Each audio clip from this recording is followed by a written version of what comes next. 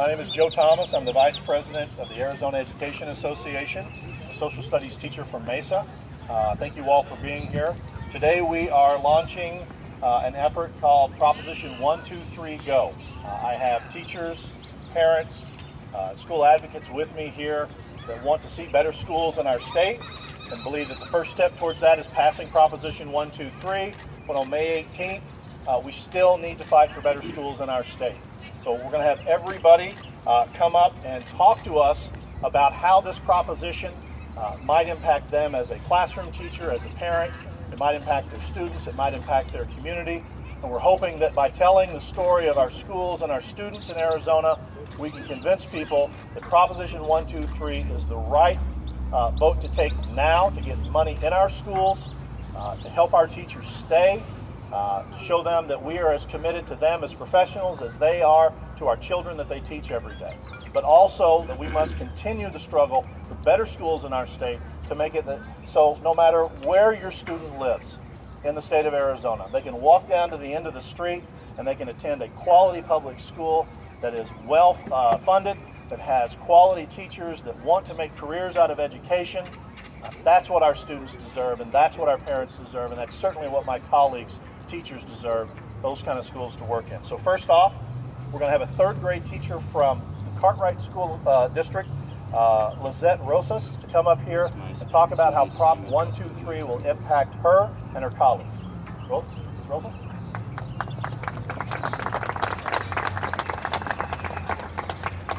Good morning. My name is Lizettes Lizettee. I was born and raised in Phoenix, Arizona, and I attended schools in the Cartwright School District. I graduated from Maryville High School and continued my education at Arizona State University, where I got my degree in early childhood education. I began to teach in the Cartwright School District, and I was very excited to get the opportunity to work in the community where I grew up and also help the students that were in my community. I got married last year, and me and my husband began talking about starting to have a family. That's when I became a little nervous. In the 3 years that I have been teaching, I have not received a raise, and I wondered whether if I continued teaching, it would be selfish of me to continue teaching knowing that I would not be able to provide for my future children the way I wanted to. This year I considered getting out of education, and I even looked at applying outside of education, but I continued to teach at Holiday Park, hoping that it would get better. With Prop 123, I would be getting a 6% raise, my first raise that I've gotten in the 3 years that I've been teaching. Thank you.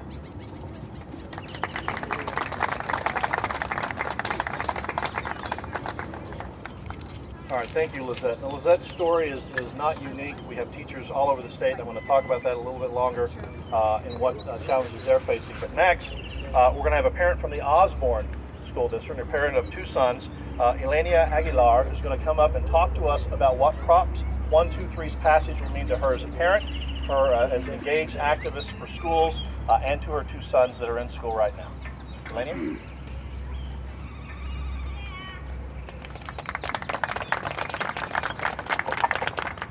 Hello, I am Elenia Aguilar, YLENIAAGUILAR. I am a parent of 2 kids in the 2nd and 6th grades in the Osborne School District. I'm also a product of the public education system in Arizona. The most precious thing in life is one's children, and for me, it's my children, Brock and Felix. There's nothing more gratifying than parenthood. Knowing how critical a quality education is to a child's long-term life chances, I am extremely passionate about my children's education. A quality education is invaluable in terms of the quality of life they will live. And I want the best for them. I want them to be able to pursue their dreams and to get a good job and own their own homes one day. Prop 123 will increase classroom spending, keep quality teachers in the state, and reduce classroom sizes. In Arizona, there are mass teacher shortages, and teacher retention is something all public school districts are struggling with. Burdened on families with ever-growing supply lists, teachers are doing more than ever trying to survive in an underfunded system. Prop 123 has the potential to restore hope in public education and, most importantly, impact the lives of children. My children and all children deserve the opportunity to succeed.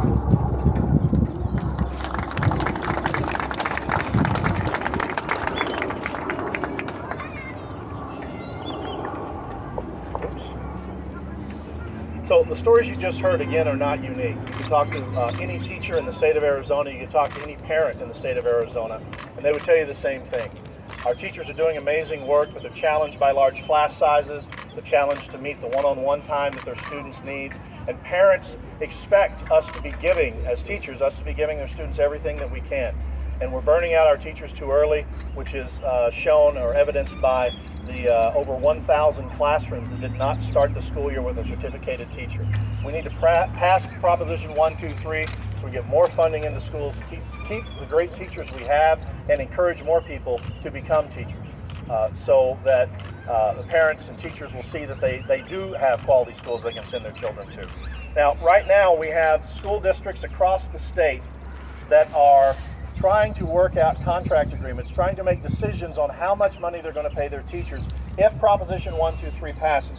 We have a sheet that hopefully we'll hand out to the press if we haven't given it to you yet, but it shows what some of these early settlements are. Now, they are all contingent on Proposition 123 passing.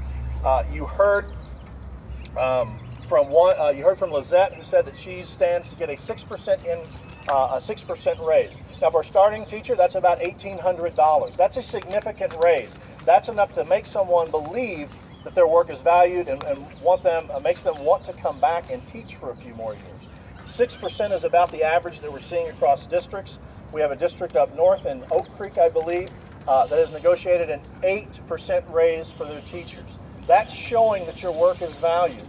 Those are the kind of raises that we see in other states. Those are the kind of raises that a California or a Colorado can give their teachers. We need to be able to attract and retain teachers here in Arizona. All of that goes away if Proposition 123 doesn't pass. All of this work between districts and the teachers and staff that work with them, all of the negotiations and the decisions that they've made about what they will be returning to, what kind of pay they can take home, that only happens if Proposition 123 passes. We believe it will. We think the voters see this as an important first step, but we wanted to show you what the real concrete impact can be, and it's on that sheet.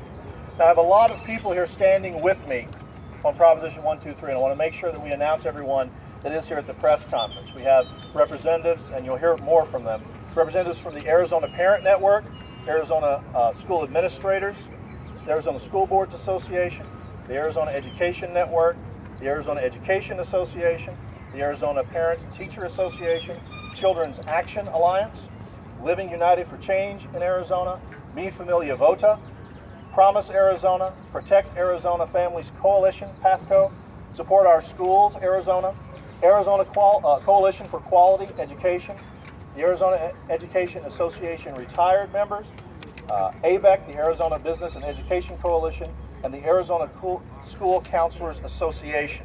This is a broad grassroots effort of people and organizations that demand better schools for Arizona's children. Again, it doesn't matter where your child lives. Everybody should have the opportunity to walk down to the end of the street and attend a quality public school where teachers and staff are supported to their fullest.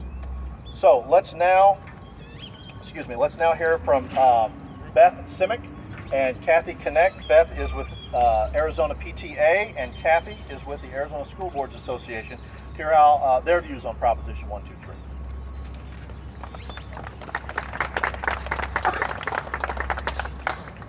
My name is Kathy Connect, and I'm the president of the Arizona School Boards Association this year and a school board member in Peoria.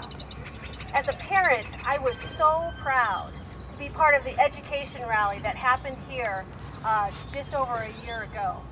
It was organized by two Northwest Valley moms who were fed up with anti-public education legislation and a budget that failed again to make our schools a priority.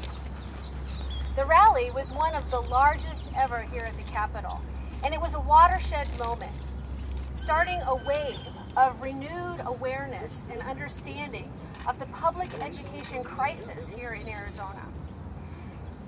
It got the attention of our lawmakers, and I credit that wave with spurring the action on the 301 lawsuit settlement. And I credit that wave for the unprecedented support that local school funding initiatives, bonds and overrides had last November. We are still on this wave, and if we keep riding it together by passing 123 and taking the pledge with 123 Go, and holding our lawmakers truly accountable, then we will be telling students and teachers that we have their backs. The wave will continue to swell, and we will have even greater opportunities to do better by our kids. But if 123 fails, the wave crashes. We will lose the momentum. Our lawmakers will be left off the hook, and public education and 1 million school kids here in Arizona will lose again. I'm not willing to let that happen. I like this wave that we're on. I like being a school board member that for the first time in 10 years has the possibility of giving significant raises to the educators in my school district. I am thrilled to improve our chances of attracting and retaining excellence in our classrooms. I like this wave of enthusiasm for public schools, and I hope that everyone will ride it with me.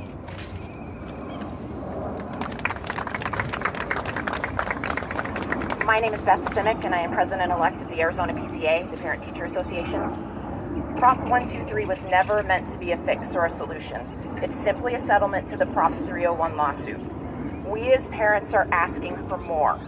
It started with that rally that happened last year here at the Capitol to encourage the legislature and our governor to find a solution to that lawsuit. And we as parents made that happen with pressure that we put on our elected leaders by showing them that enough is enough.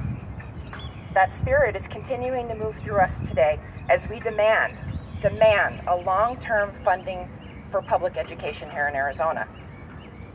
Our teachers deserve a salary that's better than the bottom of the barrel. Our students deserve to learn in classrooms that are not bursting at the seams. We see the power of what parents can do when we stand together, and that's what got us here today. We've all sat around and casually talked about how we should fix public education. The time is now to stop sitting around and start doing. Prop 123 Go helps us get there. There were approximately 1,000 teaching positions across Arizona that went unfilled. When I say unfilled, that means no teacher. That means no long-term substitute. That means there were 1,000 opportunities for students to learn that did not happen this year. My youngest son starts kindergarten in the fall, and I want him to have a quality teacher when he starts. My oldest will be a sophomore in high school. He deserves to go to a school that's clean and well-maintained. My boys deserve that, and your kids deserve that too. Prop 123 is the vehicle that's going to get us there. It's driving us forward instead of schlepping around waiting for somebody else to find that ride to the future for us. We have to stop waiting. Prop 123 isn't a solution, it's a first step.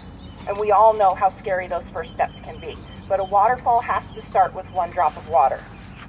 Our next step is Prop 123 Grow, where we will take those next steps to finding that long-term solution by securing commitments and holding our legislators accountable to those commitments, to finding a solution for the best interests of our children and to support public education.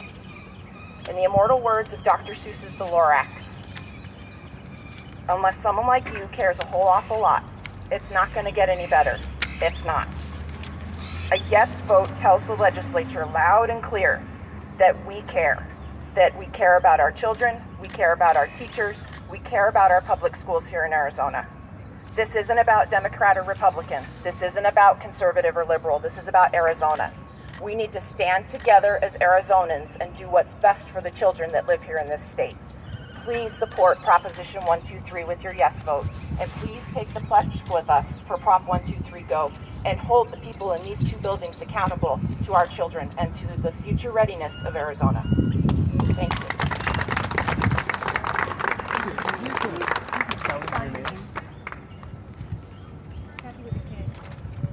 Thank you, Beth and Kathy. As Beth mentioned, she has a kindergartner starting next year. and we need to make sure that class size is appropriate, that districts have enough money to keep class size low by hiring enough teachers. When my kindergartner started, or my youngest started kindergarten, Braden had 36 classmates, which is almost double what a real classroom should have for kindergartners. There was no way he was going to get enough one-on-one time. We need to make sure that Beth's child does not, and anyone else's child in the state, does not start in class sizes that are that full to where the teachers don't get that time one-on-one with the students that need it. Next, we're going to have another parent from Support Our Schools Arizona Network. We have Jennifer Johnson to talk about Proposition 123 and how her network feels about it. Jennifer? Good morning. Thank you all for being here. I'm Dr. Jennifer Johnson. I'm the Executive Director of Support Our Schools Arizona and the Arizona Parent Network. As we speak, there are 1.1 million children sitting in class being served by talented and dedicated educators. And they need immediate help and immediate support that a vote yes on the Prop 123 will bring them. There are serious short-term issues that need to be addressed, including teacher retention, safe schools, adequate resources, and ongoing support for academic achievement. Addressing these issues with the passage of Prop 123 will then set the stage for a strategic investment plan that we so desperately need. We agree that our elected officials should be held accountable for their promise that Prop 123 is just the first step in a much longer journey to support the world-class education system that Arizona's economy demands. And as voters, we have the power to hold our elected officials accountable. Local governing boards, as you've heard, are determining local priorities. And the funding from Prop 123 will help them begin the process of providing much-needed resources. Locally elected officials, not the legislature, will decide how to support our classrooms with this funding. A yes vote is a concrete symbol of our support for Arizona's children and Arizona's educators.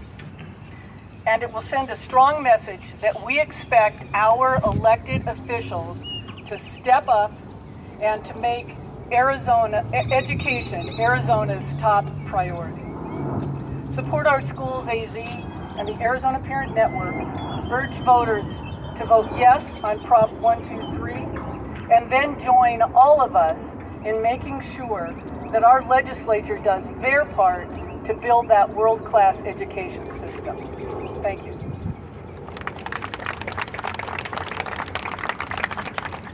Thank you, Dr. Johnson. Next, we're going to hear from the Executive Director of the Children's Action Alliance, Dana Neymar, to talk about the idea of citizens and the supporters that you see behind us actually driving some policy that will form an education agenda moving into the future after Prop 123. Dana? Good morning. I'm Dana Wolf Neymar, President and CEO of Children's Action Alliance. The future of public education in Arizona is in our hands. That's why we're proud to be campaigning yes for Prop 123, because it will improve educational opportunities for 1 million students around this state. But that campaign does not stand in isolation. At the very same time, we and all of these partners are here at the Capitol campaigning for a responsible state budget starting July 1 that reverses the trend of cuts to public education, that halts the downward slide. And after the May 17th election, we have another election season. Every legislative seat in this legislature is up for election. We are campaigning together with all of our partners, urging, demanding candidates from both parties to pledge to support a long-term sustainable plan for funding public education. We're not going home, we're not sitting down on May 18th. We are working together with business CEOs, with parents, with grandparents, with teachers, with community groups, with community leaders to make sure we have a long-term plan for public schools in Arizona. Thank you.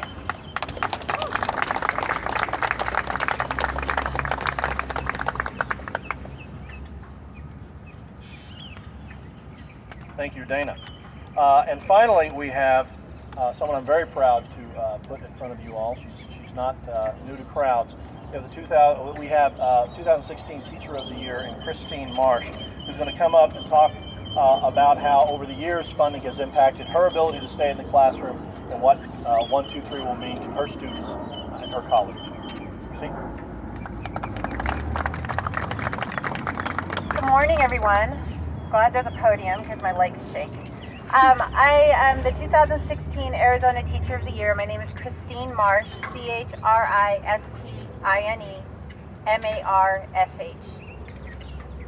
It's not okay that class sizes in Arizona are the largest in the entire nation. It's not okay for our children, and it's not okay for our teachers. It's not okay that teachers can't afford to teach in this state. And it's not okay that the only reason the 2016 Arizona Teacher of the Year, meaning me, is still able to teach is because my father died. I would prefer, obviously, to have my father back and alive, but I am able to look at the blessing of having a little bit of money, a little bit of cushion that allowed me to stay in the classroom when, quite frankly, I otherwise couldn't have done so. The bottom line is that public education in Arizona is in crisis. You know, as Teacher of the Year, I've become friends with a lot of the Teachers of the Year from across the nation from various states. And you know what they're focusing on? They're focusing on making things better for teachers and students. They're working on issues like implementing gifted programs and reading programs and anti-bullying campaigns. But you know what I'm focused on? I'm focused on making sure that things don't get worse for teachers and students in this state. That's not okay. Money may not fix all problems, but when you're funded last in the nation, as we are, it will indeed fix a lot. In my entire life, I've always been an overachiever. I still have the 4th fastest 10,000 meter time at UCLA. I'm not going to say how many years later, but it's a lot. I've always strived to be the best. In this one instance in my life, though, I just want to be average. I just want Arizona's funding to be average. Because even if we were average, we'd be roughly $3,000 per student per year more than we are now. I urge you to continue looking at the big picture, and I urge you to keep the focus on beyond May 17th. Please keep the pressure on your legislators and on the governor. You should all be sending email to your legislators and your governor telling them why you voted the way you did, and continue on after that, because the way things are now, it's not okay. Thank you.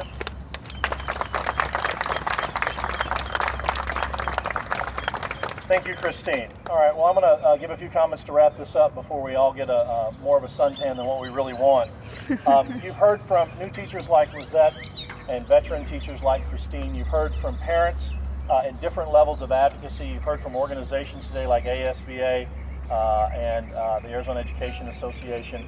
And we're speaking to everyone right now, all of the voters that are supporting Proposition 123 and the voters that are yet to support Proposition 123. The only opposition that's out against 123 right now is the opposition that says it doesn't do enough. It doesn't put enough money into our schools. It doesn't fix everything. Proposition 123 is designed as the first step. It's just to fix the inflationary lawsuit. But what we are trying to build momentum behind today and what we are announcing today is the idea of Prop 123 Go. And what that means is when we wake up Wednesday after the election, we're not done. When we wake up after the election, we still have to fight for better schools. We still need to put more money into the classroom. That's what you've heard everybody here talk about, investing in our students. They deserve the same start the rest of us got when Arizona schools were funded better than what they are today. We've got to stop waiting for people in these buildings to bring us the solutions, and we've got to start creating those ourselves. That's what Proposition 123 is about, putting the citizens back in charge of their local school districts and driving funding down from the state. And we will work with anybody that wants to work with us. How you can be a part of this is to sign the Proposition 123 pledge card. We have cards here today. You can also go online, prop123go.com, and sign up online and be part of a movement in Arizona that truly will put pressure on the legislators, put pressure on the governor to work with us to create better schools in this state. The schools our students deserve to go to, and the schools that my colleagues and teachers like you heard just now speak deserve to work in. That's the point of today. So thank you for being here, and we'll answer any questions. I think I've got an anxious student right up front.